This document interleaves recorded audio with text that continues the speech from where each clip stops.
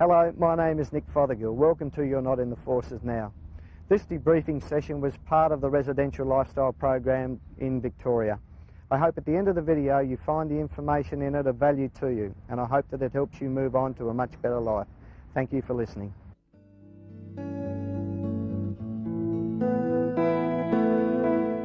The next session that we're going to look at is called You're Not in the Forces Now, and I'll give you a bit of a guide to where it came from. This has been part of the lifestyle course for about 5 years, and it actually arose out of some letters that I wrote when I was in Vietnam. And like many of us, what I thought the letters were about was about the weather and the food. 1 page long. Last paragraph said, got to go on patrol now, or got to go on operations, or got to go on picket duty or whatever, as an excuse to finish off, because I didn't have anything to write about. I wrote about 32 letters, and my wife kept them all, and she numbered them in order. And in 1994 I started to read them. Now, I read them attempted to read them one weekend, and got a little bit distressed, so threatened to destroy them. She took them off me and told me to calm down, grow up, do all that sort of stuff. And then when I was calm enough to read them again, so the following weekend I reread the letters. And what I found was that I hadn't written about the food and the weather in the early stages. What I'd actually written about was what was happening inside my head as I was going through the pre-embarkation period, the trip over on the Sydney, and then the first operations and the various ones in, until a letter that was about 9 pages when a mate of mine was killed pretty well close to me. Now, that letter after that operation was 9 pages long and was full of all the sorts of anger and hate and all that sort of stuff. After that, there were no more letters about what my thinking was about. From that point on, all the letters were about what I could remember them. 1 page is on that little, you know, the little pad that had the map of Vietnam on it and the stuff. And that was basically all that was written. At the same time, I had only just finished as a tactics instructor in training command in the infantry, and I had been out of my psych training for about 4 years. So the combination of the letters, the recent experience still as an instructor, and as a psychologist all came together into the session. The title of it, You're Not in the Forces Now, came from the fact that every time I'd come back out of an exercise in the bush, my wife would always say to me, you're not in the army now, and she'd make me take off all my army gear and put it in a shed, and I was never allowed to bring it into the house. And so I've just changed the title of it for that. What I want to explain to you is that where you may believe that Vietnam is the cause of so much of the trauma, what I want to start you to think about is that Vietnam was only the point where the trauma was reinforced, that a lot of the behaviours that you have and the sorts of stresses you exhibit now and the ways that you cope now really had more to do with your training than it ever did to do with Vietnam. That Vietnam simply was the icing on the cake that embedded it into your system. In order to do that, I need you to start to think about how we are trained. And I'll let Napoleon have the first say. A man does not have himself killed for a few halfpence a day. You must speak to the soul in order to electrify the man. And Napoleon was quite correct. In order to get us to fight, you have to speak to the soul. You've got to train inside. That humans are not creatures that necessarily go out and fight a war as part of our normal everyday life. So what we have to do is we have got to start to change the way you operate. And in order to change the way you operate, I need you to start to think about your first few days in the military. So let's go back, and we'll go back to the military. Before you went in, 30 guys arrive in the camp. Okay? They arrive in a bus, and what did they look like? Civilians. And the civilian haircut in those days was what? longer hair, okay? So the 30 guys in the bus were all different. They get off a bus at Kapuka or Puckapunyal. When you get off the bus, what happens? The littles here in front of everybody. Okay, yelled and screamed at. They then marched off to wherever. And then what happens? Tell me the next 24 hours. What happens in the next 24 hours? Haircut. So we all get a nice little trim and we can have the sideboards and that, or what happens? Everything over the top. All the same. Okay, what happens to your clothing, your civilian clothing? Put in a bag. Bag is put away in the Q store, out of sight for weeks. And you're issued with everything, right down to your underwear. So, everything's done. You get assigned a number, you have a rank. And we'll talk Army. What was the rank? What was the rank? Recruit. What's a private? Private's above a recruit. What's higher than a recruit in the Army? Yeah, the CO's dog outranks a recruit, doesn't he? So the recruit, lowest of the low. And over the next couple of days, you get to bed, lights out at 10 o'clock. They're on at 6 o'clock in the morning, so you get 8 hours sleep, do you not? Oh, yeah? What happens in that 8 hours that you're supposed to be sleeping? Yes, what else? Because you're not issued with sparkling shining boots, are you? Okay, so even in the 8 hours that you're supposed to be sleeping, you're spending your time having to clean gear, to practice stuff, or whatever. So in the end, you get minimal hours of sleep. And when you wake up the next morning, how are you woken up out of your bed? Rudely. Rudely. What's another word for rudely in this thing? Passive or aggressive? Very aggressive, isn't it? Okay? If you happen to lay in, then you are turfed out of your bed. And then your day starts. And how much rest do you get through that day? All right. So what are we doing to you? All right. You say brainwashing. Tell me what brainwashing is about. What are we brainwashing here? Okay. So what process are we conditioning? Go back to yesterday when Helga was talking about your stress responses. You need to learn a particular mechanism. What was that called? Can you remember what we called it? Fight and flight response. Okay. How many of you, when young fellows went rabbiting, used to go spotlighting rabbits? Okay. So you go spotlighting rabbits. What happens when the rabbit's hit with the spotlight at night? Freezes. So the rabbit, being confused with something that is totally out of the ordinary, such as blinding light in the middle of the night, freezes. A stress response, a normal stress response. What do we have as humans? When you're confronted with something that is totally out of the ordinary, that you do not expect, what would you normally do? What is our normal response? Panic. Before the panic, you do something. You stop dead, you freeze. Okay, now if that's normal, the normal human stress response, now if that's normal and we didn't do any training and I took you in a military situation, sent you to war with that response, and at the first loud shot that rang out or whatever happened and you froze, what would happen? Bad investment, isn't it? If I'm going to send you into that environment and I allow you to have what is normal to the civilian world or the civilian person, then I'm going to invest $30,000, $40,000 in equipping you and training you for you to be killed at the first sign of anything like a shot ringing out. So I have got to change the flight and fight. So how do I do it? And we say recruit training is approximately 3 months. What's one of the very first things you learn when you're in the army, in the military? Drill. What is the very first drill movement you learn? Tension standard ease, which involves how many movements? That's one movement. To get you to do that, what do I do? Will you please stand at attention? Or would you stand at ease, everybody? No, what do I do?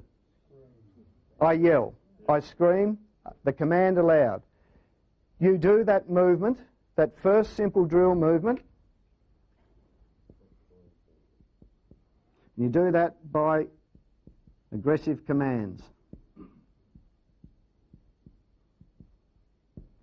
And you do that movement over and over until you can do it how? Without thinking. All right, so we've got without thought.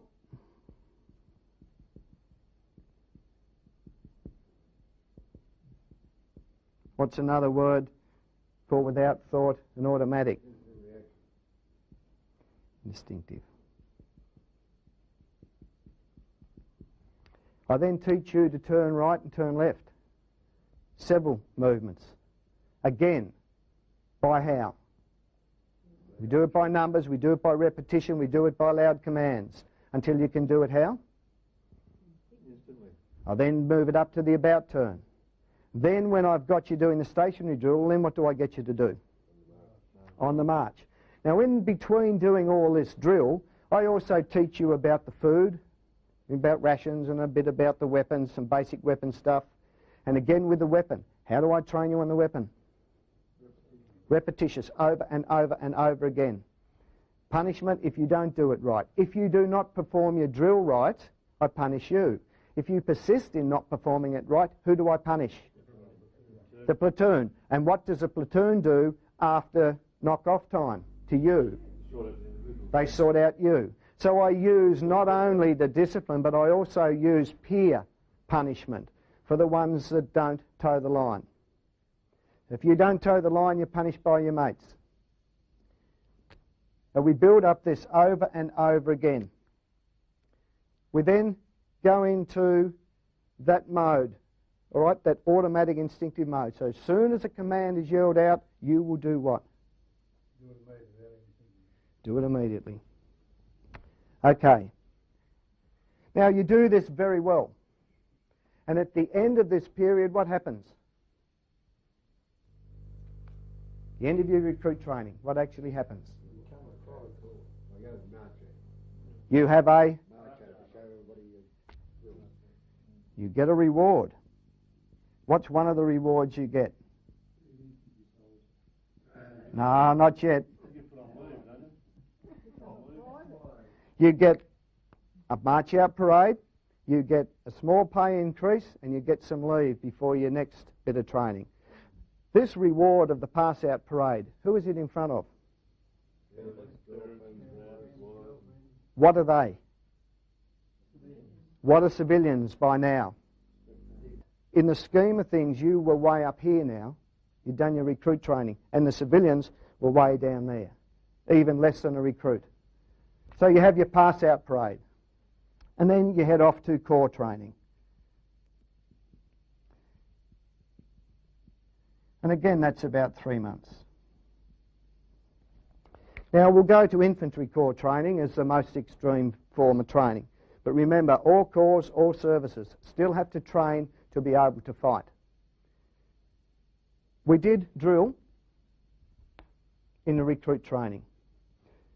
Can anyone remember what happens in corps training? The infantry ones amongst us specifically, particularly in this case. What sort of training do you now do? What sort of drills are these called? Can you remember? Yeah, contact drills.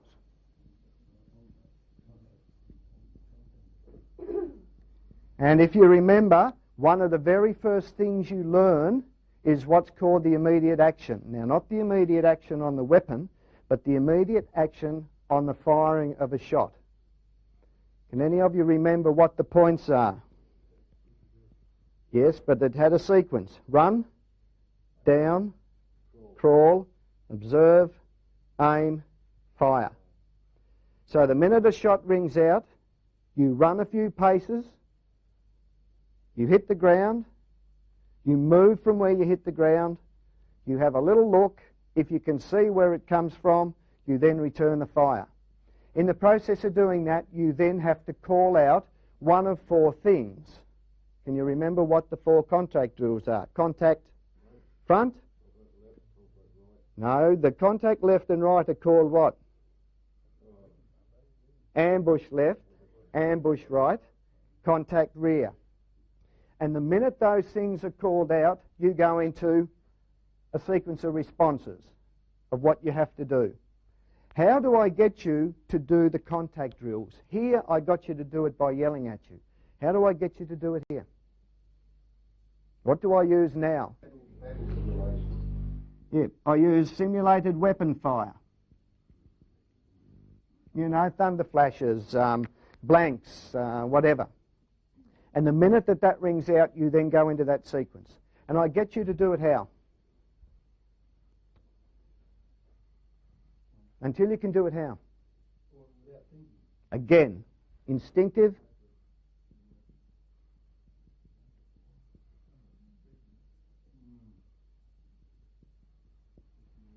Over and over again until it becomes instinctive. In the process of all this, remember we talked to the psychiatrist about some of the signs of post-traumatic stress. And several of the things in post-traumatic stress of the criteria are hypervigilance, that's being extra vigilant, and an exaggerated startle response. That means being startled, but in a much more intense way. Rather than a freeze, you actually go into some sort of action. What do you think these sorts of responses are? They are hypervigilant, aren't they? Extra alert.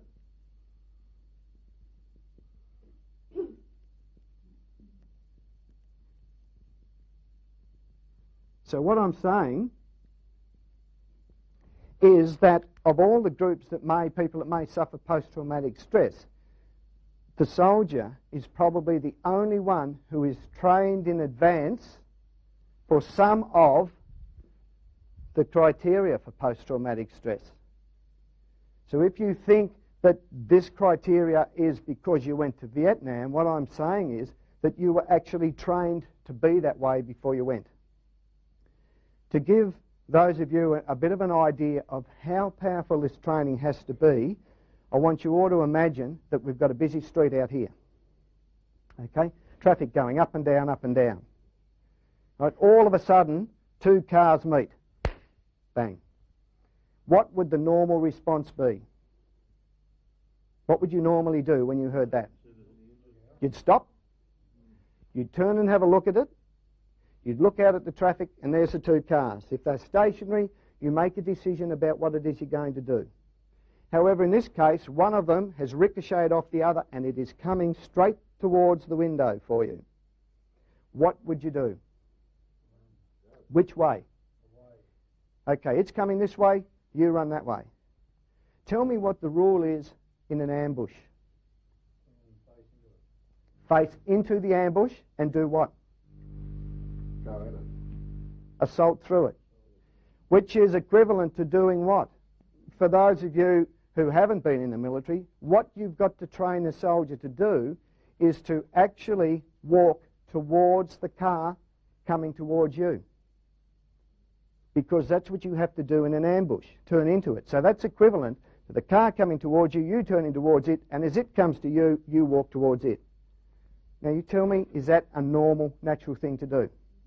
Your whole body is saying to you, get away, get away, get away. But you have to be so well trained that you will override that. I get you to do that through this process. Okay. We said that this process changes your flight and fight. What do you think I've now done by the end of 6 months to this response here? Okay, so what am I working on getting rid of? I'm working on getting rid of that. And instead of operating in this normal area in the middle, which you could call the flow area, a bit of give and take, where am I pushing you? Towards this way here. Okay, now obviously we're in Australia, it's in a peacetime environment in Australia. So I can't have you being right here, can I? Otherwise you'd be punching the lights out on everybody. So what do you think I'm actually doing? What do you think I'm doing to you? Programming into you or what? All right, a level of alertness. What is a video recorder or a TV when it isn't on but it isn't off? Standby. Okay, so let's say that what we've got somewhere in here, a standby button.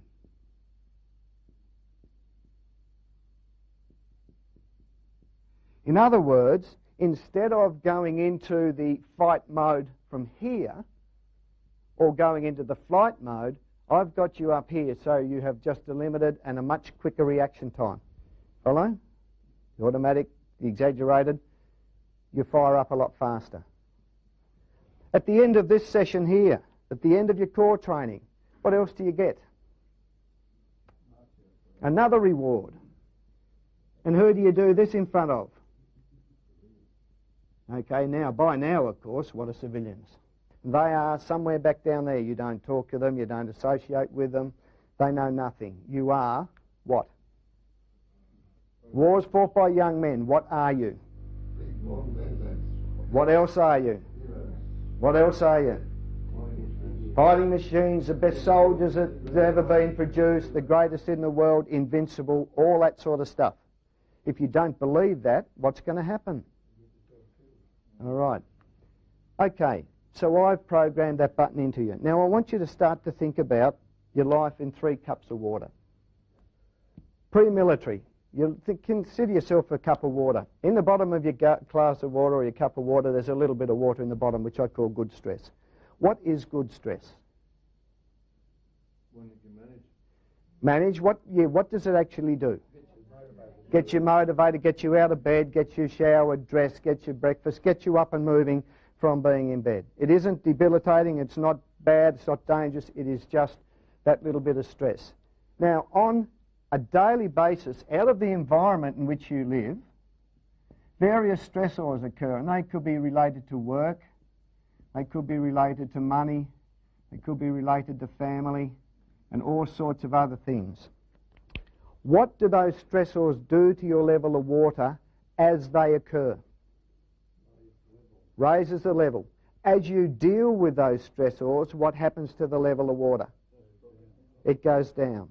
So on a daily basis or a weekly basis, as things occur, your stress builds up, you deal with it, it goes down. And that's how you operate. If the stress builds up too much, what happens to the water? Overflows. It overflows. Okay, so it's got a natural overflow. And the normal natural overflow could be something like tears or some sort of sign that you're under a bit of pressure and it's over the top. So you have a great capacity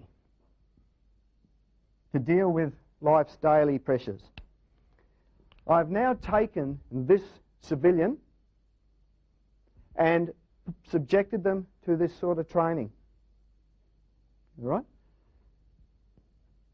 I've created that button. Where do you think I've put that button in the cup of water? 5/8 of the way up?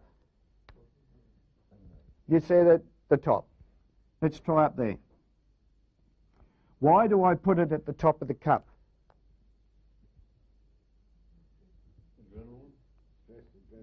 No more than that, because I don't want what to happen. I don't want you to break down. I don't want you to go into that overflow. What I want you to do is when that stress builds up, I want you to explode into, guess what I've taught you? Explode into this automatic action. So this standby button now becomes an anger button.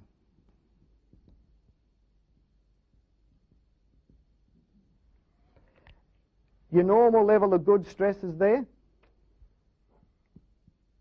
But remember now, what I've also done is I've put you on a higher level of alert. So this has got to be in your cup somewhere. And we'll make it nice and blue. And we'll put it up here. And we'll call that alert. And that extra alertness equates to this shift up here. Switched on. You're more switched on. You're a switched on soldier. You're not fighting at this stage, but you're switched on. And you go to war. They send you off to war. Now, war is one humongous great stressor, is it not? Just going into a war zone is a stressor. Then around that you have things like, if you're in harbour, mines or likely mines. On the roads you've got land mines. You could be out, you could have sniper fire, artillery fire. They are little stressors on top of the big stress of war. Each time You meet one of these stressors when you're out in the field, what happens?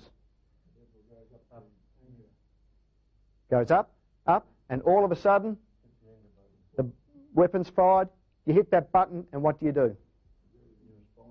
You respond. How? Instinctively, without thought. You explode. Because fighting is all about exploding, is it not? You have to hate. So why is it that you hate the enemy? What does hating the enemy allow you to do? To kill him. Because in the end, what is war actually about? No, forget eliminate. Let's say the word. What is war about? Not even winning. It's about what? No? Killing. It's about you kill them before they kill you. You don't go out there in a war zone to bat the cricket ball or whatever backwards and forwards and win by getting out more runs than the other guy. You go out there to make sure that you can kill them before they kill you. So that explosion, you have to have anger and you have to have hate. Hate is the emotion that will fire up the anger, that will release the adrenaline, that will let you fight. You can't hit the adrenaline if you don't have anger and the hate.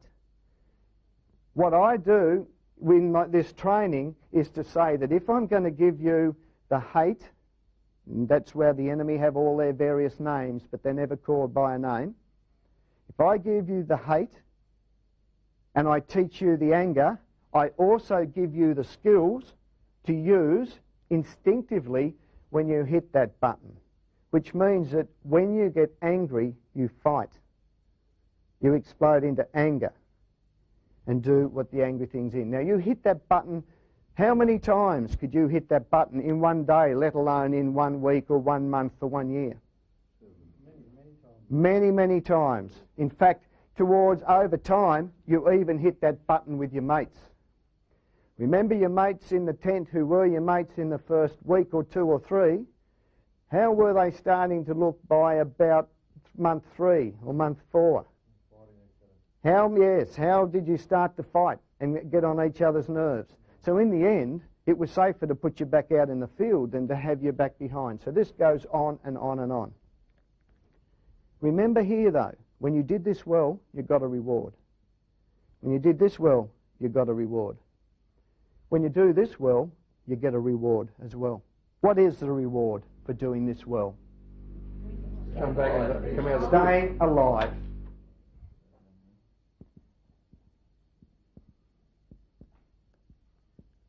Life.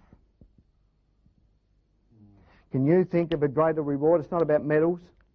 It's not about your cans. It's not about leave, is it? What is it actually about? I did this well enough that I survived. Can you understand where this survivor guilt comes from? If you survive and your mate didn't. Okay? Because you make the assumption that he didn't survive because he didn't do it well, and you were somehow at fault because you should have taught him better to do it well. And so you start to get the guilts about the fact that somebody died and you didn't. But irrespective of that, what you've got to be clear about is if the reward is that you lived, what does that say about this system? Okay, you make a direct connection, do you not, between this reward and this training, and you say it is a absolutely brilliant system. Because it did what? It saved my life. So I've embedded it in you. So far, can you see what's happened? I've taken away from you your normal stress response, your normal civilian way of operating, and in its place I put a totally different package with severe inner stress,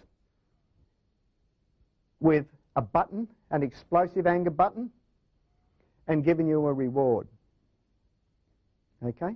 Now, you come back, and here we are, post-war cup. What have I got to put in that cup? Did we have any form of debriefing? Okay, so what's missing off that cup at the moment? There are some other things I've got to put there. Okay, so you're still hyped up. Maybe not to the same level because you have come back, but you were still hyped up.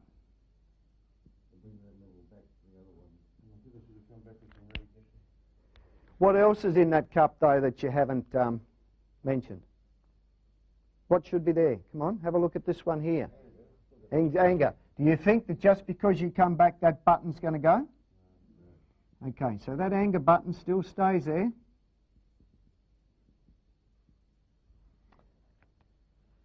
So here we are, we're back. Now this here, this internal tension when you went to war, this hypervigilance, this exaggerated startle response, this ability to fire up and explode when it was really necessary was considered to be what? Switched on, good soldiering. You've come back, you still have some of that inner tension, reinforced by Vietnam. But what's the difference now with this inner tension? It's a bad one. You could call this good stress or alertness or whatever. What do you think we could almost translate this into? It's a bad stress. Why don't we call it PTSD? Which is a form of anxiety and stress. So what's happened is that we've, in effect, we've been trained into it. It's been reinforced by this. It sits in there. It's now a bad stress, but it sits inside you. But the world out there, you get on with your life, do you not? You've got to get on with it. So here we are. We're back in our normal environment. Monies, family, work. What's our capacity to deal with those things now? Okay, so we have a lot less of an area to deal with it. And not only that, when the pressure builds up too much, what happens now? Okay, so ladies, if you ever wondered why that toothpaste ring on the vanity bar, the coffee ring on the table, the toilet roll around the wrong way, suddenly sent your husband into an explosive outburst, and you sit and you think to yourself, what have I done? I'm suggesting that maybe you have done absolutely nothing. That what's happened is that there has been stresses build up, and that toothpaste stain or the coffee cup stain or the little thing is simply the final stressor that triggered the anger button. And because the veteran has been trained into, when I reach this certain level of stress, I know what to do. When my tension and that builds up to this level, I have been taught that this is what you do, explode. And not only have I been taught that what you do is explode, I've actually been rewarded for doing it well. Therefore, the brain doesn't make a distinction between Australia or Vietnam. It simply says, I am under the same pressure, I know what to do. And so that insignificant little thing that suddenly creates that over-the-top reaction is quite often nothing whatsoever to do with you at that time. It is just that that button has been hit. And you go into that sort of rage, which was totally out of proportion to the event that triggered it. And I can see by the look in your faces, they're nodding, you've all been there. And so what do you start to do? You tiptoe around, don't you, on those eggshells, trying to miss them. Because if he goes off his face at that sort of thing, what's he going to do with something worse? Well, the worst things have already been in there. That little thing has just been the flashpoint. Now, the military is pretty smart, because the military says, if I'm going to train you to behave this way, and you come back to Australia, I actually can't have you exploding back at the depot or back at the base or whatever, willy-nilly, at any instance. So I'm going to teach you to do something. I'm going to teach you how to deal with it. What do I do? What do I give you to teach you how to hold this back a bit? There's two things, and you get them very cheaply. And when you're in war, you get them almost free. Alcohol and nicotine. Now, the interesting thing about alcohol and nicotine is alcohol is a depressant and nicotine is a stimulant. Okay, so what I do is that while I'm training you in this system here, at the end of a busy day, at the end of an exercise, or at the end of even the operations, what did you do? Came to the boozer. You went straight to the boozer. It was duty-free in effect. And even if you were underage, as we were in those days, the drinking age was 21, many of us 19, 20, 18, we could drink. So you'd have the alcohol and the nicotine. And in a way, you would have a form of debriefing using alcohol and nicotine. So again, what were you actually starting to do? Self-medicate. What you were starting to do was to say, okay, in order to control this tension and this inner stress, the answer's simple. If I keep on the alcohol, then I'll keep the memory down.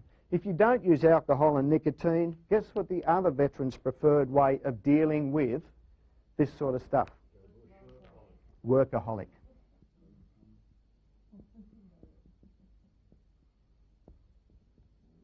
Become a workaholic. Any sort of system like that that will put a cap on it. The idea being is that those sorts of things cap off that.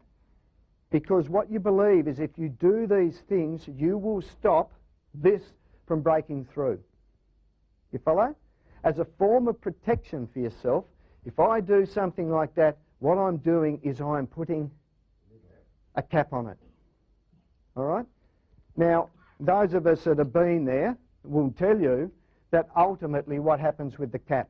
If the cap doesn't destroy you and you become a full-on alcoholic or whatever, what actually happens over time? It catches up with you. Because just the process of getting older changes it. War is fought by whom? Young men, full of adrenaline, full of testosterone. As you age, your capacity to handle that sort of pressure decreases. And so what happens is the tensions and stresses are still here, but the body isn't 20. It's no longer 30. It's no longer 40. So somewhere after this event, you're going to reach that point where the pressure and your age meet and you break through. So you ask the question, why now? Why 30 years later? All right, for you, if you're breaking now, why 30 years later? That simply means that you have reached the point where your body and the pressure is no longer able to hold it under, and it's starting to break through. For others, some it's been 20s, for some it's been 30s, for some it's been the 40s, and for many in World War II, and a lot of World War II guys we see now, it's in the 80s. But it still happens.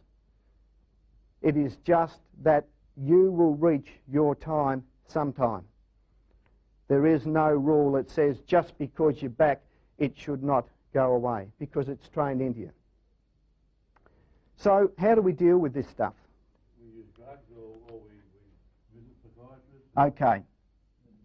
Okay. So we use drug therapy. And John would have talked to you about drug therapy, using antidepressant medication.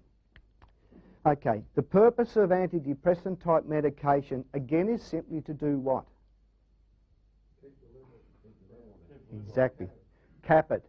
If you think that taking the medication will fix the problem, you are wrong. Taking the medication will simply form a crust on top of this to make it harder for the tension underneath to break through.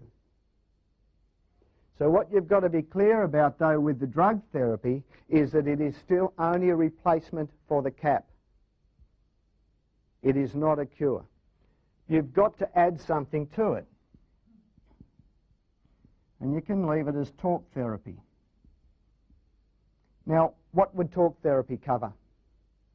Think about this week. What are some of the things that you do? All right. What was the very first one of the very first session you did? Before that, the first one. Okay, and this is the most crucial of the lot. Learn the breathing. Learn any sort of relaxation skill. Why? That, if you can put the relaxation skill in when you feel you're getting near that button, and you can put in a relaxation skill, a very brief one, what are you actually doing? Exactly, you're releasing the pressure and you're bringing yourself below that button. So relaxation's crucial. And then you have to start doing what? If this stuff caps it, what's the idea of the talk therapy? Okay, do you believe that you will get it out of your system totally? No. How can you say that going into a war can be totally eradicated from your system? The only way you're going to do that is if you get something like dementia, Alzheimer's disease, or there is one other way, and we'll talk about that shortly. The idea of these skills is that if the drug therapy works on there, then these skills are designed to start to break this into fragments, to break it down. The reason being is that what you're trying to do with the talk therapy is to lower that, to lessen it, to whichever level you are comfortable with. So you need relaxation. You need comm skills. How to resolve conflicts. How to go about it the correct way. How to set goals. How to motivate yourself. Your self-image. Your self-talk. Time management.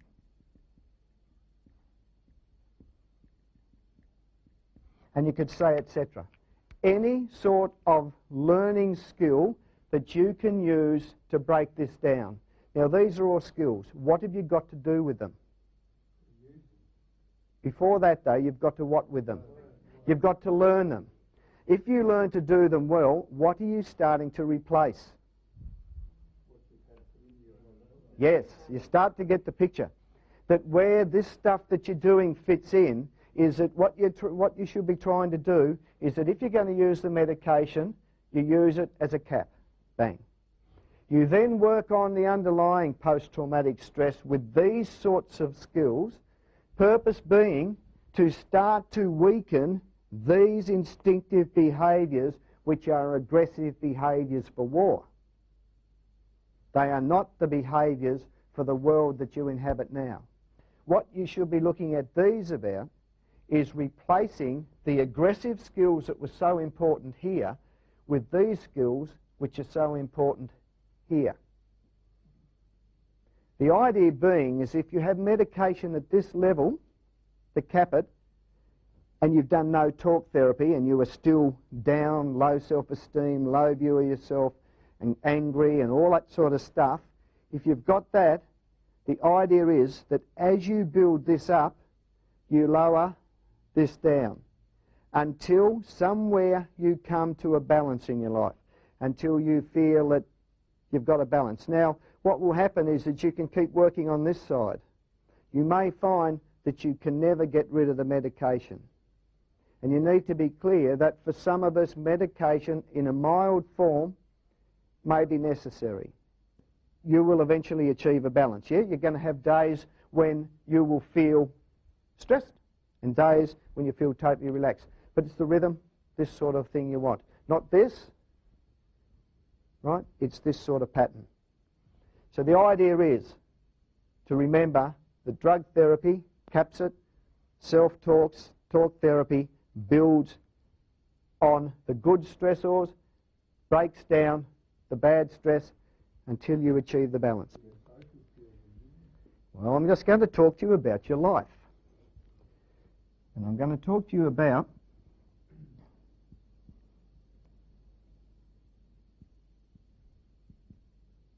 now the reason I put 56 there is that is this year is the average age of the Vietnam veteran. What age do you go into the military on average? 19. What was national service age? 20. And you've got apprentices and you've got boy sailors and all that sort of stuff.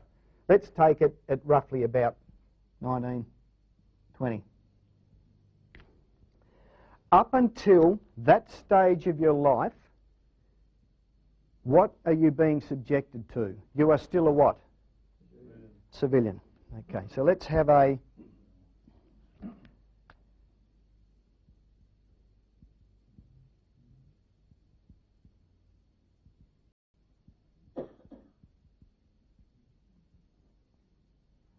Up until that stage, you are being taught civilian things, aren't you? By whom? By your parents?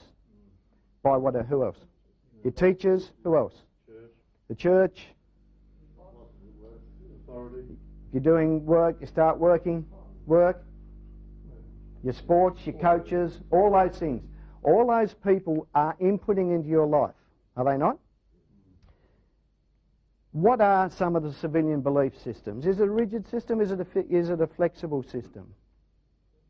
Fairly flexible, isn't it? There's a little bit of a movement in the civilian system. All right. Flexible. We could put little discipline. There is discipline, but certainly not in the context of the military. Is everything black and white? There's shades of grey. There's shades of grey, so there's shades in between. What about yes and no? Is there anything in the middle? Is there such a thing as maybe? In the civilian world there is, isn't there? Perhaps, yeah, I might want to do that, but maybe I don't want to do that.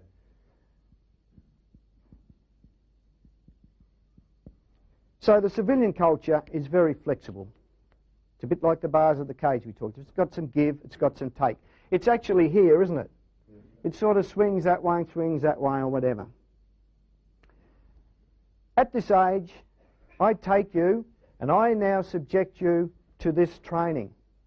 In other words, I subject you to the military.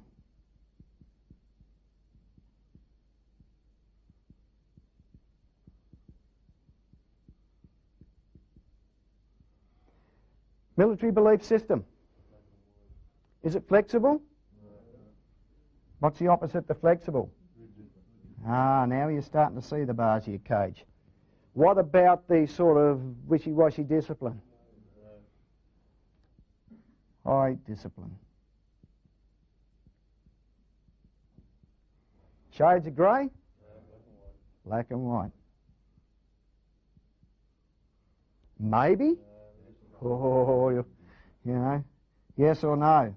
And if it's no, and it should have been yes, what happens? Okay. So, you have a very strong system, a very firm military belief system. And as you can see, it is quite different than this one. At some stage, you're subjected to the war. Now remember, the reward for doing the war is life. That says what about the training? Okay, if it says that the training is brilliant, what does it then say about this belief system? It's perfectly the same, isn't it? Because this training is that belief system. So that is an absolutely brilliant plus system. Okay, and on you go with your life. There's the military person heading on and on and on. And we have the civilian person whose culture is very much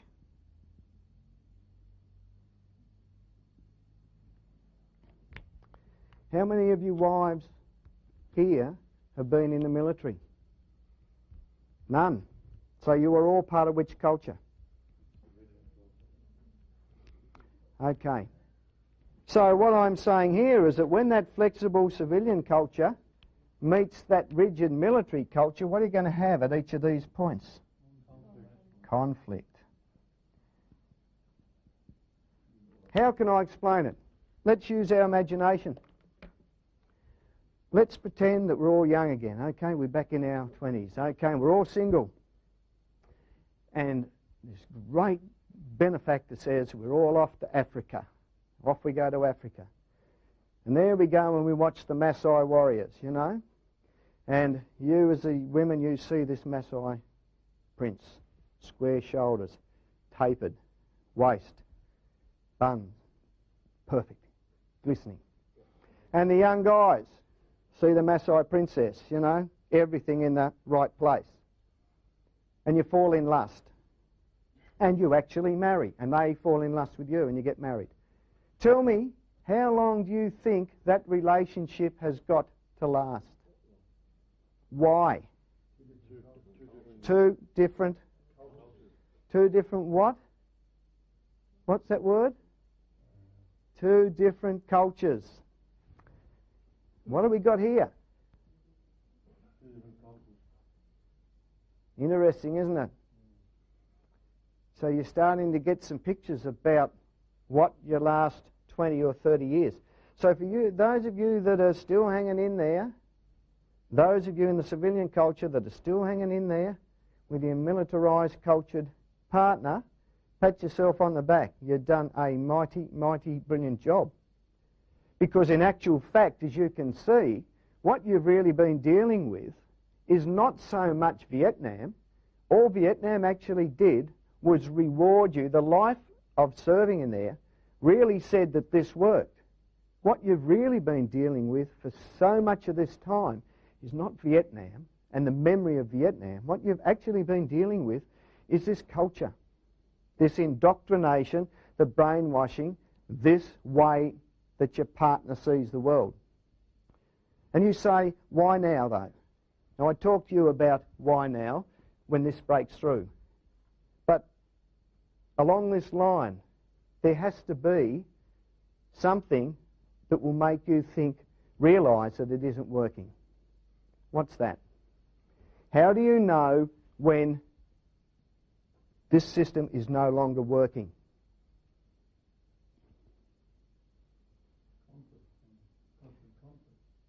Conflict until it reaches what sort of proportion or what level? Over. More than the anger, because you've had a few of these. It has to be greater than just the flashpoint little anger, doesn't it? It has to be almost equivalent to that. Your system has to recognise that you're in a state of conflict in this culture very similar to that. In other words, this has got to be powerful enough to make you realise what? That that's not working. These little ones here didn't make you realise that the military culture's not working anymore. They were little indicators, and remember in conflict resolution you have indicators. You need something happening that is powerful. Could be a separation, loss of your family, loss of your partner, loss of all sorts of things. But it has to be powerful enough for it to trigger in you something that says, hey, this is not working anymore. When that is triggered in you, you go through what sorts of emotions? What happens? How do you know when this is powerful enough to alert you that this is no longer working? Depression, all of those sorts of anxiety things. Self-esteem, can't do anything. Right, exactly right. All the symptoms of anxiety and depression, all the things that occur around post-traumatic stress. So you start to make some choices when you get to that. You can ignore it, as you have done there and there and there or wherever. But this is the one that you can no longer ignore. You have options. And one of the things you consider would be that option. What do you think that option is? Suicide. Thank you. Yes, suicide. Why do I put that in there? It is true, isn't it? One of the things you will consider when you are in this crisis at that point is to end it all. The best way to calm it down in my head and to get all of this in control is if I top myself, it all goes away. And many of our brothers have done that, have they not? But you've got to be clear that suicide is a considered option. It's a part of the process. You've also got this way. Where's that go towards? Yeah, isn't it funny? It just so happens that if you continue it on, it heads towards this sort of process. Right? And then you've got anywhere in between those. And it's going to be your choice. Things like this, all things like this course will do, will say that if you're at this point, then you've got choices. You can go from here, you can go to here, or anywhere in between. It is your choice. You've got to picture this almost as a rubber band. If you look at between here and here, like a big rubber band. You heard the term emotional numbing? And so I'm sure that some of your partners, some of your women, have thought that your veteran partner builds a wall around them. That when something happened to family, your veteran seems to switch off, like there's no emotion in there. Why that is very simple. When you're in this environment, one of the survival skills is to turn your emotions off. And in one of the letters that I wrote, it's like putting on an emotional suit of armour. Which means what? Your feelings don't count. Your feelings don't count. You don't have any. Because if you don't have any feelings, what can't happen to you? You can't be hurt. And so when you come back into the civilian world with your family, quite often what do you do to your family? Turn off emotions. Why do you do that? Save yourself. Because you think that if I don't let them into my life, I'm not going to get hurt like I got hurt here. It worked there. It was a survival skill here. Right? It is not a survival skill in this civilian world. So what happens, it's like a big rubber band that you stretch and stretch. Here you learn to switch off the emotions. You learn that it's a survival skill. And you go through your life and you see these little indicators that say it's not working, but you ignore them, you ignore them, you ignore them. You ignore them up to the point of a major crisis, which all of a sudden, this major crisis, is it a calm thing or is it highly emotional? Highly emotional. In other words, that rubber band has suddenly stretched to its limit and it's gone, bang. And you've suddenly been hit with the same intensity as here. Only the difference is this intensity taught you to switch off.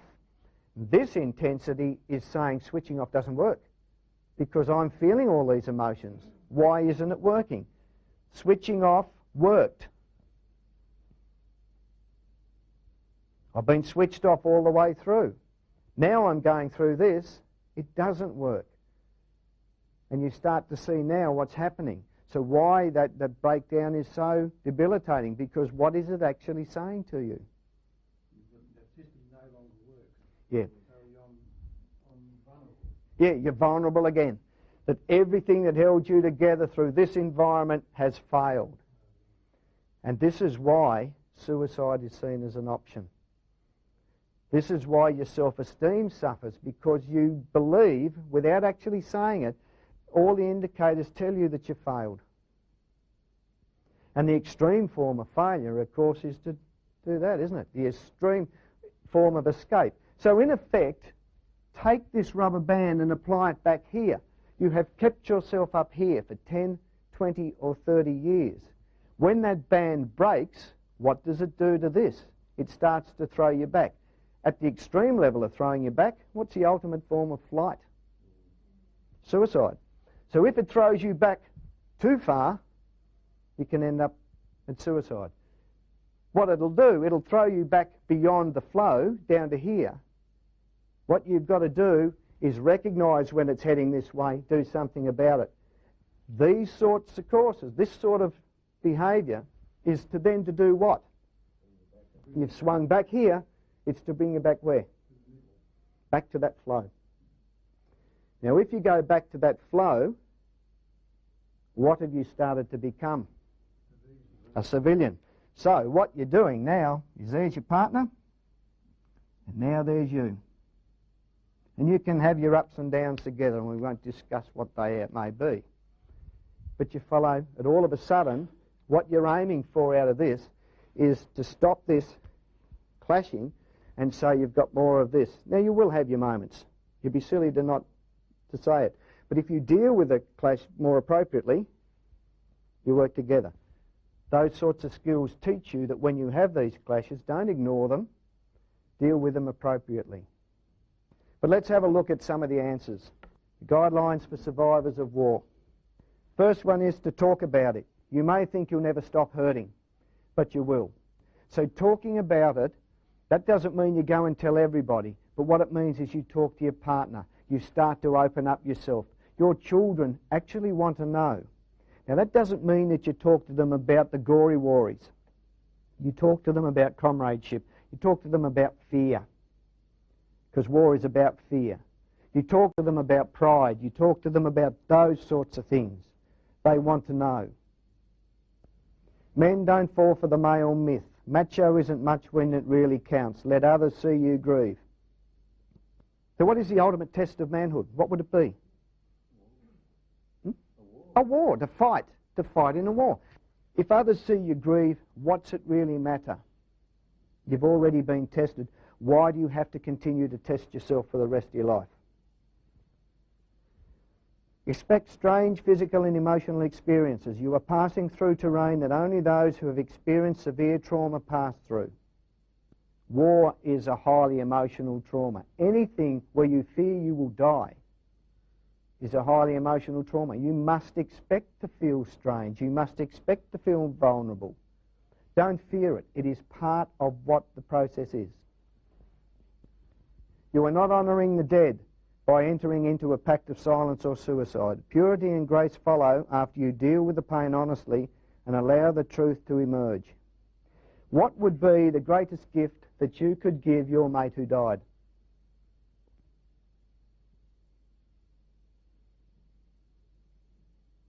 You don't have to tell me, but I'll tell you. The greatest gift that you could give your mate that died is to make something of your life. Okay? It's not to be an alcoholic, not to be a workaholic. It's not to be an arsehole to your family and your kids. It's to actually make something of your life of value. Number 5, forgetting and ending grieving are not one of the same. You'll never forget. You can honour them by giving meaning to your life. Trying to deny that this happened is doing nothing to anybody. It's doing nothing for you.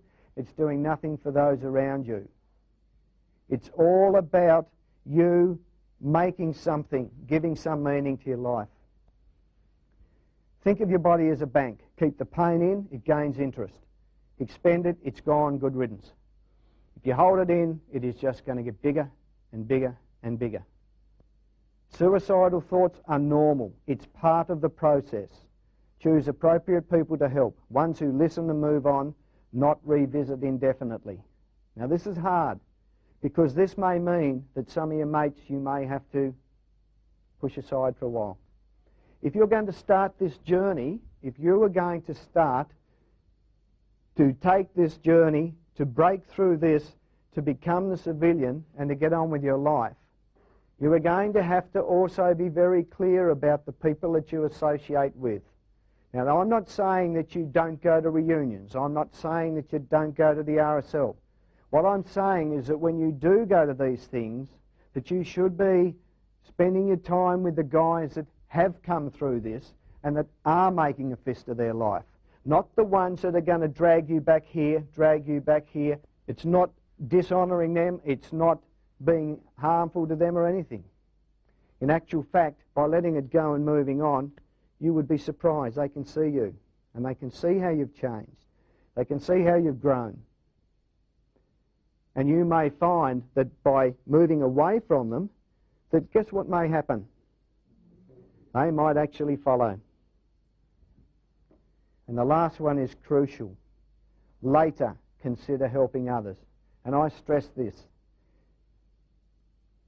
It is very dangerous to try to help others if you haven't got your own shit sorted out first.